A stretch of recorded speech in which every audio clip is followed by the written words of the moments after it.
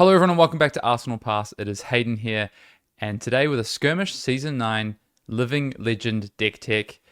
Skirmish Season 9 is of course kicking off this weekend, and Living Legend is part of Skirmish for the very first time as we head towards the very first calling for Living Legend at the end of this year, and potentially, maybe, a Tier 4 Living Legend event next year. Who knows? Maybe a Pro Tour, maybe a part of Worlds. We'll have to see how the Living Legend format shakes out, but I think the format is quite an interesting one. It's a very fun one, I think, doing some of the most powerful things that you can in the game of Flesh and Blood with access to access to all of the cards, albeit some restricted, which if you are playing Living Legend, I do recommend going and checking out which cards are restricted. It's mostly cards that go into Starvo, Bravo Star of the Show, which is probably, if unrestricted, in fact, if it was unrestricted, just definitely the most powerful hero in the game. But with this restricted list that is currently in place, it does even out the playing field.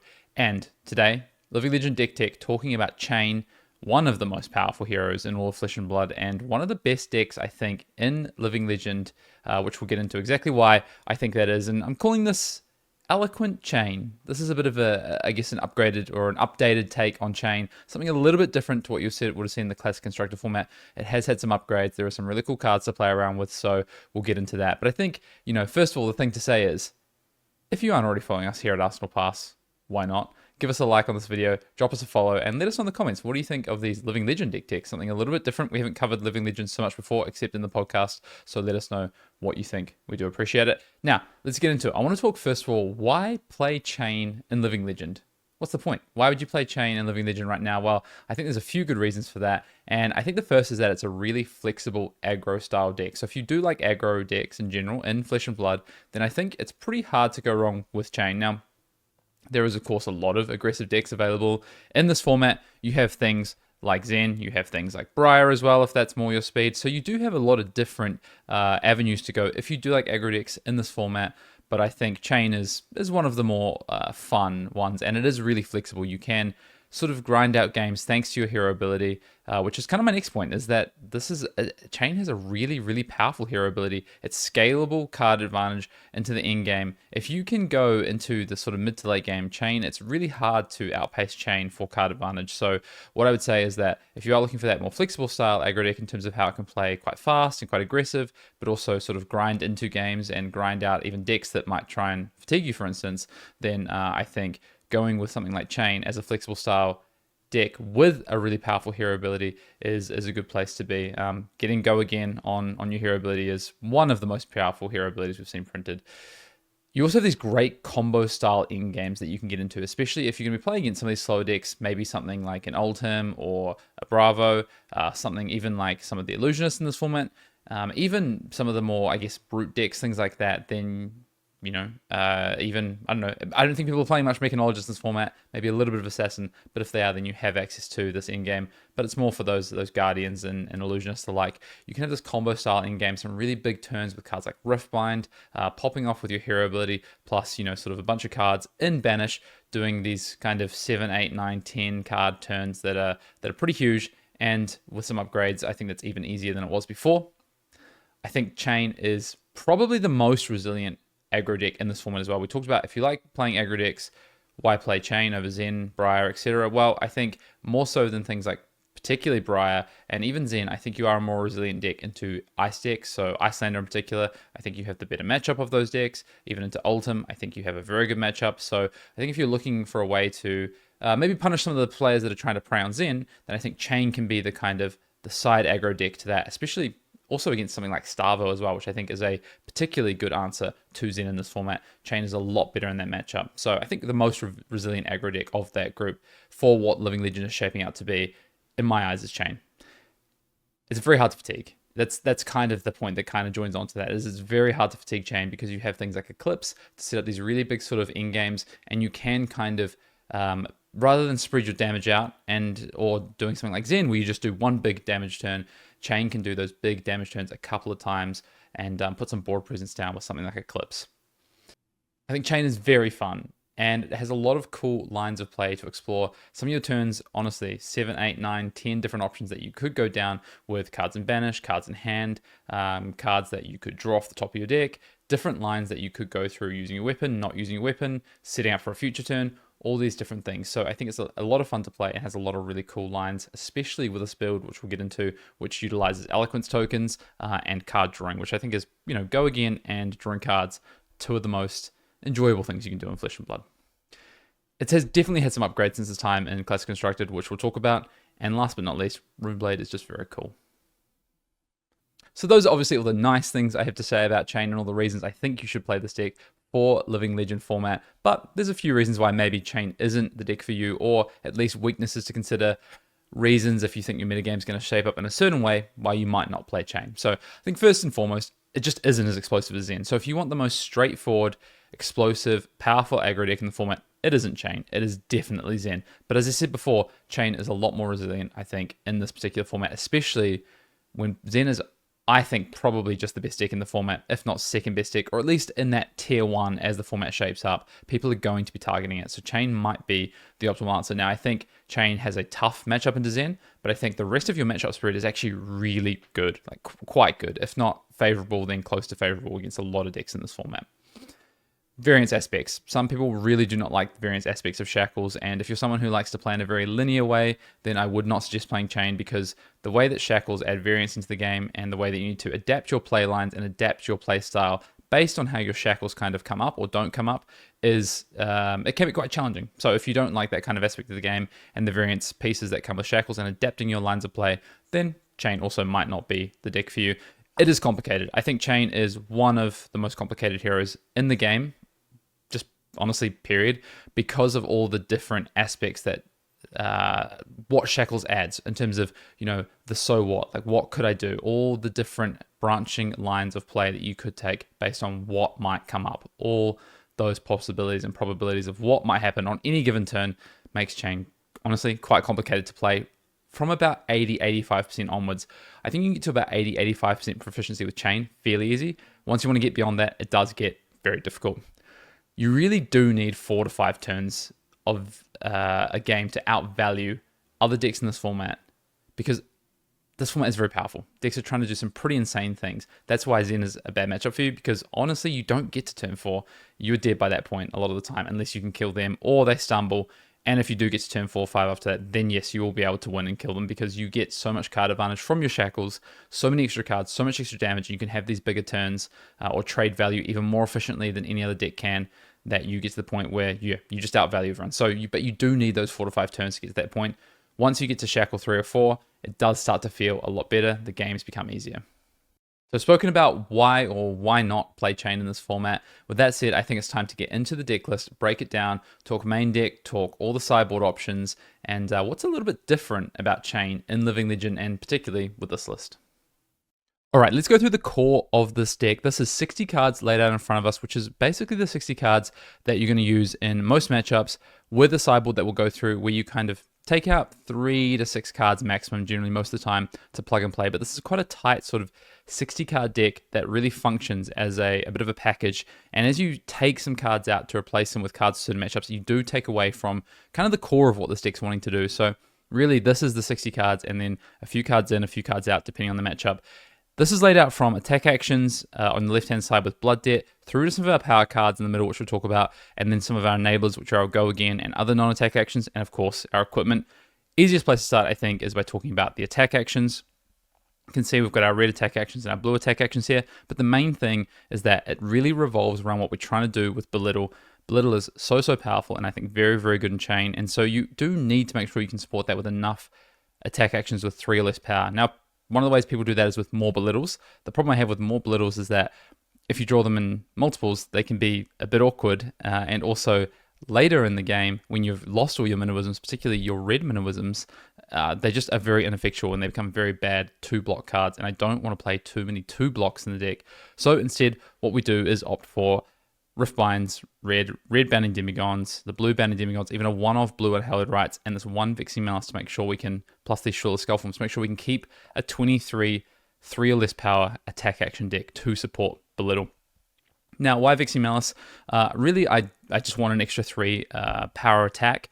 And the good thing about Vixie Malice is it helps support this Eloquent Creepers plan that we'll talk about, which is basically triggering Eloquent Eulogy and triggering the ways to keep around our Spellbound Creepers because of that way to push the 2 arcane damage, similar to what Rosetta Thorn does, but fits into the package with Belittle. But you never really want to draw 2 of them. They're kind of bad in multiples. Of course, not getting Go Again naturally, needing to do it off of your chain ability or off one of these non-attack actions. And there's so many things fighting for that. So just playing one of these, I think, is a nice place to be. Same with the blue Unhallowed Rites. There's space for one more blue, and I think it's best as an attack action, and particularly attack action that can reveal to Belittle. So we play the blue Unhallowed Rites. Also really strong against maybe these decks that are going to go longer, and you do want to put back some of these things like Seeds or Howl, which we have in the sideboard. Let's talk about the Eloquent Eulogy because it is very, very powerful and a big part of this deck. One of the best upgrades Chane, I think, has gotten in a very long time and pairs so well with playing something like 3 Tome of Findale plus this 1 Tome of Torment to enable just more card draw, more ways to play non-attack actions that effectively cantrip and trigger your Rosetta Thorn, for instance, and just draw you into more powerful hands, things to do with your non-attack actions, plus being able to play a few more Blood Deck cards, which is fantastic, especially non-attack Blood Deck cards, non-attack action Blood Deck cards, because they are hard to come by. And honestly, I think Red Seeds is pretty bad. So we play the 6 Seeds here, and instead of playing Red Seeds, we just don't play them, but we do play a Tome of Torment, which works really well with Eloquent Eulogy, the Eloquence tokens, and also even with Creepers to an extent. And then you have this Funeral Moon, which is kind of like an upgraded Red Seeds in some ways because it blocks 3. Now it's a little bit more conditional in terms of making it have Go Again or be able to play it at instant speed, which is what Funeral Moon does. But it's a non-attack action that's going to satisfy the clause. It's going to create a Rune Chant token, which is really important for keeping around Creepers or for Eloquent Eulogy. And also, it creates a Rune Chant, which is great for Swarming Gloomveil. So all in all, a very, very good card. But again, playing multiples of them, drawing a Red Seeds, just like drawing Funeral Moon, is pretty poor. So I think 1's correct. You could maybe play 2, and that might be good. Just have to be so careful about the red cards because the red slots are really tight with all the attack actions. So I think it's better if you can play non-attack actions that aren't red. That's why all these blue Go Again cards are good. Obviously, we've got 2 Shadow Puppetry here, and that's kind of the spot that you're fighting for. Let's talk a little bit about Eloquent Eulogy. This card, again, just a massive upgrade, a 1 for 4 that enables you to create this Eloquence token. You can set that up at the start of a chain to do something like a tome mid-turn. You can do it towards the end of a turn after you've played all your non-attack actions of the turn. Leave the Eloquence token for a future turn, probably next turn after arseling a Tome of Findale on that turn, or setting up a Tome of Torment and Banish, for instance. So it's really, really strong from that perspective. If we talk about Tome of Findale itself, why play 3? Well, we just have so many more ways to enable it. In the previous list, if I think back to Chane from Classic Constructed, you really only had Spellbound Creepers to enable that ability to have kind of your action point back or to use it off defensively, which is a big way to use Tome of Findale. But now we can use it offensively more efficiently with the Eloquence token. So I think just easily going up to 3 because the card is so powerful is kind of a no-brainer. It's often a 0 for 5 effectively because you pitch a blue, you play it off your Eloquence token, you net your 2 resources, and you get back your 2 cards plus 4 to 5 life. So often it's a 0 for 4 or 0 for 5 that nets you 2 resources. Just really, really strong. Art of War doesn't need much explanation, but it is important to know we play 4 instants. We play 29 attack actions and 27 non-attack actions. You want to keep that balance pretty even for Rosetta Thorn, and you've got to consider your Blood Debt versus non-Blood Debt cards. Obviously, your attack actions are way higher in Blood Debt. Not a lot of great non-attack action Blood Debt cards, so we play the ones we can, and then we just play a lot of good resource cards. Then some of the best non-attack actions in the game. Red Plunder Run, of course, very, very powerful. Red Shadow Puppetry, just enabling more Go Again, and then the Minimalism package. Other than that, it's a really, really tight package here. And there are some sideboard cards that come in and out, which I'll talk through, but generally, just trying to keep this as tight as possible on the side. Invert Existence, a bit of an odd one. I think the card is pretty powerful. It does keep our Blood Debt counter. Our Blood Debt counter is at 27 in the 60. So it does often sometimes come out in matchups where it doesn't do anything. Things like Zen, decks where they're not playing in non-attack actions and attack actions, but trying to keep that Blood Debt count high, trying to have relevant blues, and trying to have extra damage in the deck and arcane damage is really important. So I think one of them, Invert Existence, but again, you don't want to draw multiples of these. If you draw them in your hand, they're just resource cards often. They don't block, they're just pitching. So Titanium Bauble, but worse. So yeah, I think 1 Invert Existence is the correct number. In terms of any other cards that we haven't kind of touched on, you can see the 3 Mavrian Skies in blue, the 3 Captain's Call, and the 2 Shadow Puppetry. There are pure Go Again enablers, but a lot of our attacks have Go Again. Plus, of course, we have the Creepers to help enable Go Wide chains. Art of War, you're generally never going to choose Go Again on. You want to choose the pump option, but sometimes every now and again, maybe you're on a Soul Reaping turn, for instance, or something like that, or you don't draw Belittle, Swarmings, Shadow Versa, etc., or any of these Go Again cards, then maybe use it for Go Again. Generally, it's going to be for the pump function though.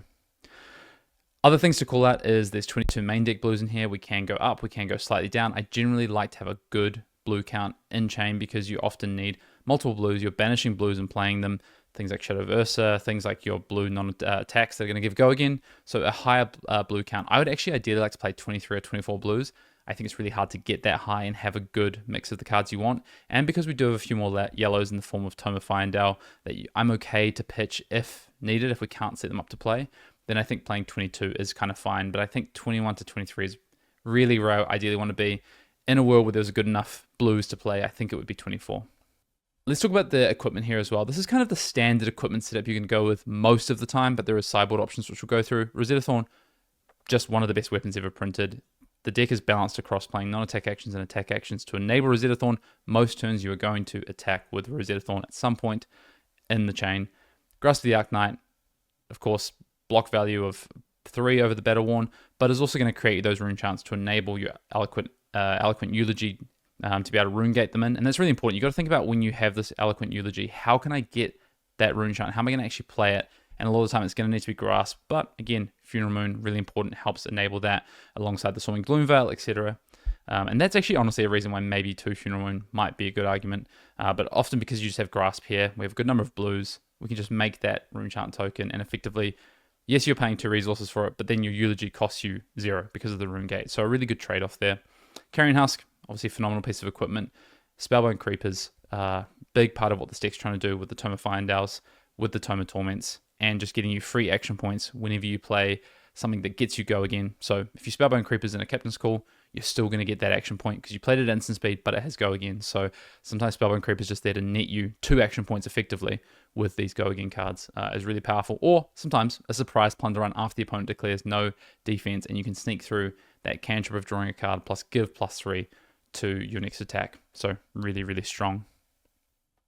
With that 60 card main deck, there is times where we are going to be taking out a few cards here or there. Generally, as I say, 3 to 6 cards, often even sometimes less.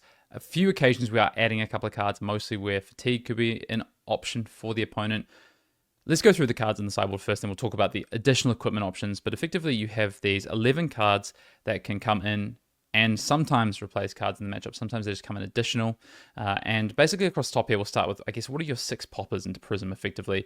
Runic Reclamation is really just a pure popper. It is actually pretty good against decks that do have auras, of course. Now it's not going to work against ward stuff because it'll pop the ward beforehand. But, you know, against some Illusionists, then also against Briar, Runic Reclamation is actually pretty good. And then you've got Command and Conquer, which is just sort of another answer to aggro decks because you don't have a lot of on-hit effects, and Command and Conquer are really powerful there. So coming in against those aggressive decks, coming in against Briar and poppers, being used as poppers, sorry.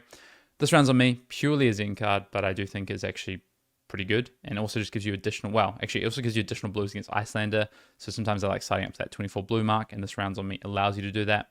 Howl from Beyond, for those more grindy matchups where you are going to go longer, where you do want to have a bit more damage density in your deck, you can get this back with the Unhallowed Rites. The best kind of target with Unhallowed Rites, especially in those grindy matchups, is Howl from Beyond. If you can play that 2 or 3 times over a game, really, really strong. And then Eclipse, same sort of thing. Only time you're ever going to play this is when you are going to be able to trigger it and play a big 6 blood deck card turn, and that's going to be against the slower matchups, the Guardians, for instance, even the Illusionists.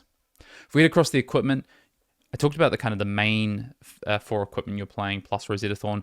Crown of Providence is probably the one you play most often outside of those 4, and that's just purely against decks where Balance of Justice isn't going to trigger. So you're not playing against Zen, you're not playing against the Mirror, you're not playing against Art of War decks, you're not playing against Tomes out of Prism, for instance.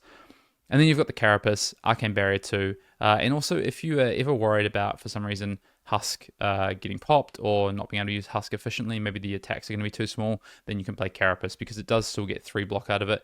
If you're going to get, honestly, 4 or less block out of Husk, I would just play Carapace instead because you're going to take damage from Blood Debt on that Husk as well, and this is just more versatile. So if you feel like you're never going to get that 5 or 6 block value out of the Husk, so against Guardian, etc., obviously really, really good, but other times I would actually consider playing Carapace. Ebonfold, Spell Void 2, and also you can actually play this against slower decks where you don't need the block value so that you can set up even bigger turns with the activated ability. But Spell Void 2, really good against Kano. So an easy include, I think, for one card. And then Vexing Cool Hand is your third piece of Arcane Barrier for the Wizard matchups, and also one that's actually pretty versatile. The only thing to be careful of is if you play Vexing Cool Hand, obviously be aware that that does hurt your Eloquent Eulogy playability. So just understand that if you're going to do that, maybe you need to trim on those cards, or you need to be careful about when you look to play them in conjunction with using something like Vexing Cool Hand or your Funeral Moon. So that covers all the cards in the deck itself, but what about the cards that didn't quite make the cut, or cards that maybe you want to consider depending on the metagame that you're walking into? Well, I think the first card that isn't in this list, maybe a notable absence, is a card like Duskblade, which is traditionally seen as one of the most powerful weapons ever printed, of course banned on release in Classic Constructed. So why not play Duskblade? Well, the main reason is really that the format is kind of too fast. Most of your matchups that you're going to be playing are going to be too quick for something like Duskblade to get the value out of it. Rosetta is generally going to be better. And the other reason as well is that some of the decks that are going to try and disrupt you are going to try and stop you from being able to keep that counter on.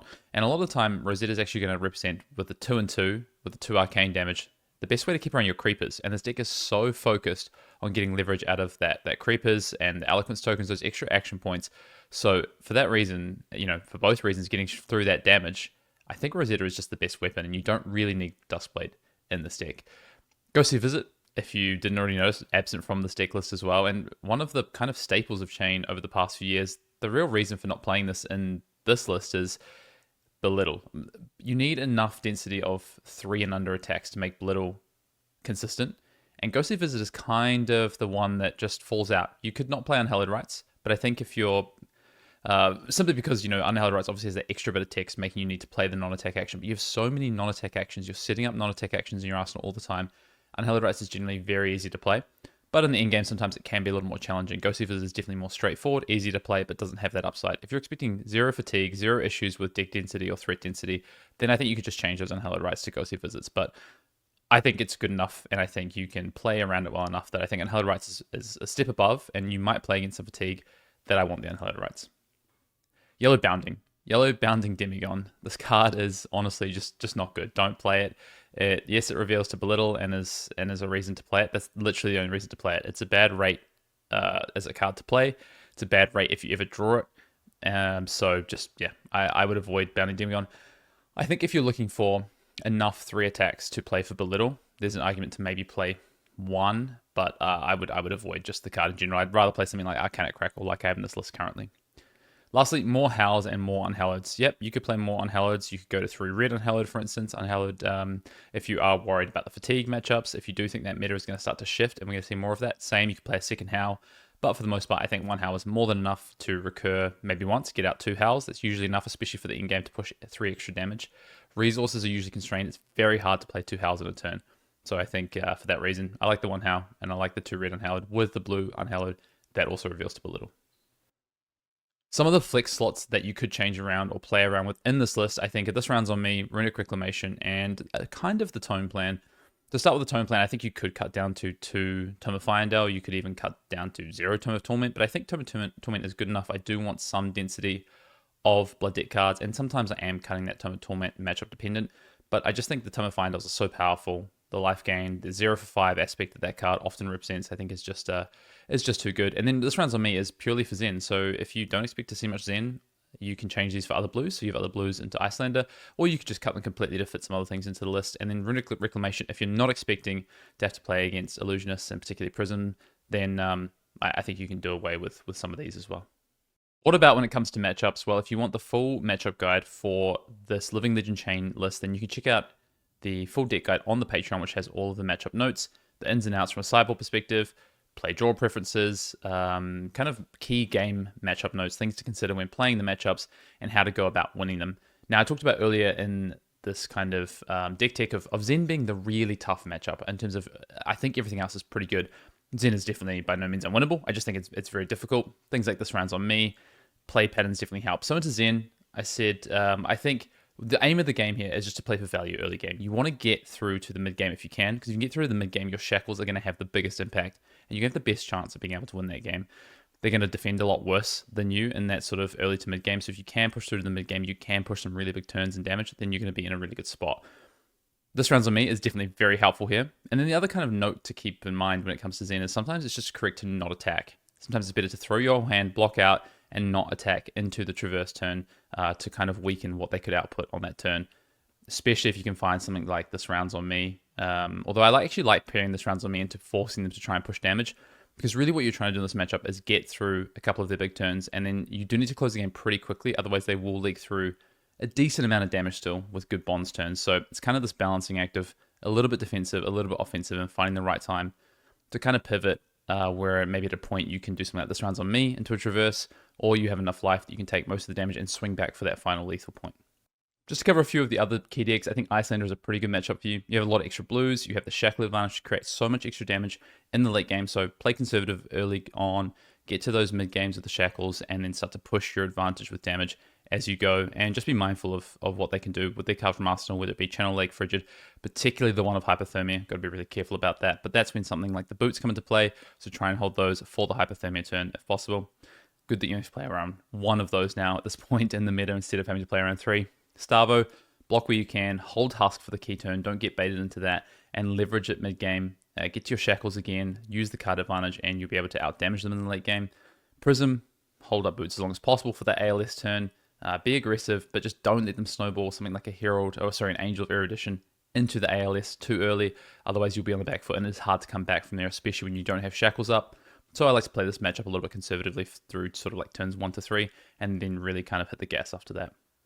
Again, if you want to see the rest of the matchups, you can check that out on the full Sideboard guide. I said at the start of this deck tech that I think Chane is a fairly complicated deck, if not one of the most complicated decks in the format and ever printed in Flesh and Blood. So there's a lot of things to consider with your lines of play, but I thought I'd just shout out some of the key or guess kind of top play tips I have if you're going to pick up this Chane list for your Skirmish season. And I'm going to start with utilizing Rosetta Thorn in those key matchups where your card density or threat density might be, important, where you feel like you could go to fatigue. So these are things like against Oldhim, for instance, particular Guardians, even Prism in some ways. Sometimes you just want to make sure that you can get that Rosetta damage on, get that sort of chip damage through, get those 2 sources of damage through physical and arcane, and save a card that you could have always swung with, take a damage from keeping something in blood debt, and then utilize that card next turn on a bigger turn. So number 1 tip, just use Rosetta efficiently, use it on the right turns, and balance off your blood debt versus using Rosetta. Try to save a go again non-attack action in your arsenal almost every turn if you can. Try and play on 5-card hands a lot of the time. Sometimes you're going to really go out with a big burst of damage, 30, 25 to 30 damage, and that's fine. You'll leave yourself down on sort of no arsenal. But if you ever draw into a hand that's all attack actions, or you don't banish your seeds into your arsenal, sometimes it can be really difficult to have a decent turn. So a lot of the time you want to save something like a Mothering Skies or a Captain's Call or a Plunder Run, whatever it might be, particularly Tome, of course, in your arsenal so that you can continue to have these big turns and you don't sort of blank a turn. It's one of the worst things that can happen with the Chane. So to keep consistency, try and hold a really relevant non-attack action in your arsenal along most turns. The Eloquent Eulogy. I want to talk about the Eloquence tokens and the creepers a little bit here. Use Eloquent Eulogy to get that guaranteed eloquence at the start of the Chane for a tome if you can. So what I mean by that is, you can sort of start your turn by attacking with Eloquent Eulogy if you've got something like a Rune Charm, so you're going to leak through the damage, and then you can play the tome afterwards. That's going to give you the most maximum sort of value off the tome for playing at that turn. Or you can use the Eloquent Eulogy at the end of the turn once you've already gotten in damage, get that Eloquence token, save it for next turn, and start your turn with something like the tome as the very first action to maximize the life gain from that tome. So just think about how you're using Eloquent Eulogy, and also think about if your opponent's trying to play around it in terms of the damage that's coming through. So the card's quite unique, I think. Just bear in mind how you're going to use it either this turn or next turn with the Eloquence token. Be careful not to make the Eloquence token and then play a non-attack action afterwards and break it if you're planning to use the Eloquence token either this turn or next turn for a tome. Just be really careful of that. Even if your non-attack action is go again, the Eloquence is still going to break and you won't get to use it on something like a tome.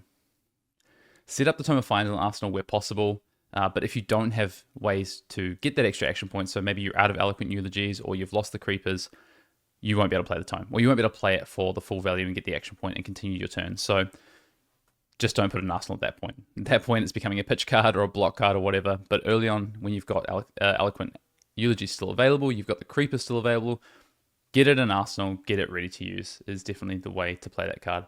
When it comes to creepers and tomes players, there's 2 ways you can play the Tome of Finder. Well, actually, there's more ways, but there's 2 main ways you can play it, either defensively or offensively. Now, offensively is probably a little bit more common in this deck now because of Eloquent Eulogy. Generally, what you're going to do if you have the Eloquence token up is you're going to just play that tome as the first action on the turn, or after you've made the Eloquence token, to continue to draw gas and keep your turn going with a little bit of life gain. If you're using it with something like a Creepers, also fine on offense, but it's probably a little bit better on defense, which I'll explain in a second. If you use it on offense, then often what you want to do is also make sure you just play an attack straight away and then immediately use it so that you can get the full grip hand and get the full life out of it. Now, the problem with using it offensively is that you don't know what you're going to draw. And if you need to go again attack in order to use your full hand that turn, including the 2 cards from Tome, it's a bit risky, right? So often the best way to use it is actually defensively. On your opponent's turn, when they come in with an attack, block with an attack action, and then immediately pitch your blue or yellow, activate Creepers, and then play the Tome from Arsenal. This is going to net you the 4 life and replace those 2 cards, the pitch card and the Tome from Arsenal. So effectively, I guess a 0 for 4 in that instance. Now, the other thing as well is if you're playing something like the Mirror or into Viscerai or into a Wizard, if you pitch a blue, you get the +1 extra value off the blue because you can Arcane Barrier. So at that point, you're getting a 0 for 5 effectively, which is really strong. So kind of the 2 main ways to use Tome of Fire in this list and worth keeping in mind. And my second to last kind of top tip before we talk about pitch stacking, a hot topic in Chane, is don't husk too early. Don't use that Carrion Husk too early, because if you do, what's going to happen is you're actually going to lose Blood Debt life from it, of course. So if you use it on turn 3 and the game goes till turn 6, well, you're going to have lost 2 to 3 life worth of Blood Debt because of the Carrion Husk. So the later you use it, obviously the more value you're going to get out of that Carrion Husk net, block value minus your Blood Debt. And also the opportunity cost is gone. So let's talk about something like maybe, Oldhim or Starvo. The earlier you use it, then as you go past the turn you've used it, your opponent doesn't have to consider it in the way they attack, or if they're trying to set up a big Spinal Crush turn, for instance. So generally hold it as long as possible, and also the longer you hold it, the better you can use it to pivot onto a bigger Shackles turn, to pivot the Carrion Husk itself into more damage, as opposed to using it something like turn 2 or turn 3 to stop a CNC or something, and then coming in with a 4 or 5 card hand. If you use it on turn 5 or 6, you might be coming in with something like a 9 or 10 card hand. So just try and save that, and save life as well, save Blood Debt. So try and really preserve that Carrion Husk and find the right time to use it in any given game. The last thing I want to go over is something that gets talked a lot about when it comes to playing Chane in any given format, whether that was class constructed, whether it was Blitz, whether it was even limited, and also in Living Legend, it is pitch stacking and stacking of the deck for shackle turns, for late in-game combos, to preserve deck density and to set yourselves up against fatigue to push these big turns. Now, it is definitely a super relevant thing, and it has been at different points and different varying levels in class constructed. At some points it was fairly low relevancy or relevant in 1 to 2 matchups to super relevant in almost every matchup because of the way the format was trying to attack Chane when it was the best deck. In Living Legend, I think right now with how the meta is shaking out, fatigue is pretty bad, and I think having a fatigue strategy, unless you're really targeting Chane, you think Chane is going to be one of the most played decks in the format, is pretty poor, and a lot of decks just can't do it. They can't set themselves up to be able to do something like that, and then also be able to target other decks, because you can't fatigue something like Zen in reality, and you can't fatigue when decks are playing, they're doing really obscene things like Prism's doing with auras. If you play too slow, you're going to lose. Ultim needs to be aggressive in some ways.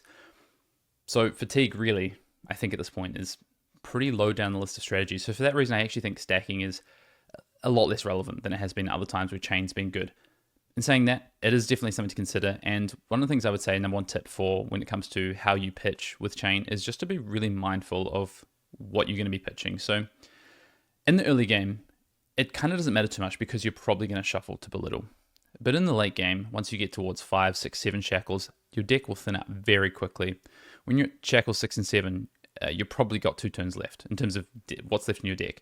So at that point, just considering what you pitch, if it's going to be drawn or if it's going to go to banish, is really easy to work out. You can just simply count the amount of cards left in your deck, count the 4 card hand you're going to draw, plus however many shackles you're going to hit, and then again 4 card draw plus however many shackles you're going to hit. If it's going to be probably 2 turns left in the game, let's say you've got 20 odd cards left in your deck, you're going to work out pretty quickly what's going to go to banish and what's going to draw. Now obviously some things will change there, things like Art of War, Tome of Fire, for instance, but at least you get a fairly general idea, and that's honestly the best place to start. Just roughly understand what you're pitching and where it's going to go.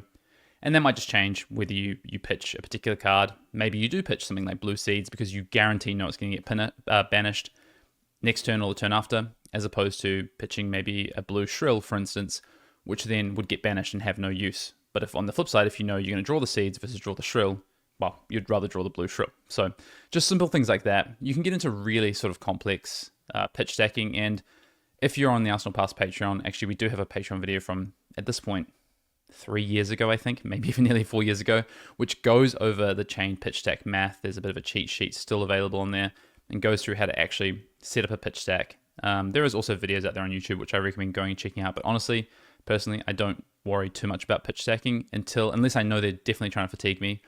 But because you have so much damage in this deck, I just think it's really hard to do. And honestly, more what I'm trying to do is just make sure I can set up some damage turns. Do I have a Riftbind somewhere left to use?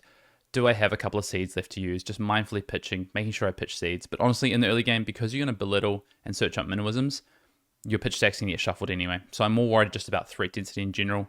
And then towards the later game, then I'm starting to think about, okay, how am I pitching? And where might those pitch cards come up, banish or in hand? Well, that's going to do it for this Chane Living Legend deck tech. As I say, if you want to check out the full sideboard guide and matchup plans, you can do that over on the Arsenal Pass Patreon. If you like these kind of deck techs, make sure to let us know. Give us a sub, give us a like on the video, drop a comment below, let us know what you're thinking about playing for Living Legend season. Do you like doing funky things like Eloquence tokens in Chane? Or are you thinking more along the lines of something else? Maybe you want to beat Chane, for instance. Is Zen the best deck? I think that's where I'm at right now, but I do think there's options to attack it. And I think playing like something like Chane is really hitting that level 2 and going and targeting all the other decks in the format, especially the ones that are going to be targeting Chane. Things like Starvo, things like Ultim, things like people trying to hit a bunch of on-hit effects into the deck because Chane defends so well and plays so well off few cards and then scales so well into the endgame versus other decks. So Chane is this kind of, it looks like an aggro deck, but really it's this more kind of aggro mid-rangey combo deck, which can do a lot of things. It just isn't the fastest deck in the format, but it is one of the most resilient and one of the most powerful. So I definitely think worth taking to a skirmish season. That said, we'll see you in the next video.